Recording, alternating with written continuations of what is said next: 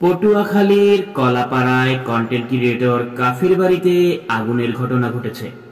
গতকাল মঙ্গলবার 11 ফেব্রুয়ারি দিবাগত রাত 2টার দিকে কলাপাড়া উপজেলার টিয়াখালী ইউনিয়নের রজপ্রা গ্রামে তার বাড়িতে আগুনের এ ঘটনা ঘটে। কন্টেন্ট ক্রিয়েটর রাফি তার ভেরিফাইড ফেসবুক পেজে দেওয়া এক পোস্টে এ তথ্য জানান। কাফি লেখেন, মধ্যরাতে আমার বাড়ির ঘর রান্নাঘর সম্পূর্ণ পুড়িয়ে দিয়েছে।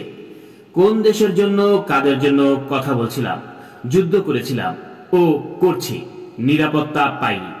কাফির প্রতিবেশী হৃদয় খান জানান, তার ঘরের সামনের ও পেছনের দরজা বন্ধ করে দিয়ে আগুন দেয় দুর্বৃত্তরা। এ সময়ে তার বাবা মা ভাইয়ের স্ত্রী সন্তান ঘরেই ছিল। তারা এক পর্যায়ে দরজা ভেঙে বের হয়ে আসেন।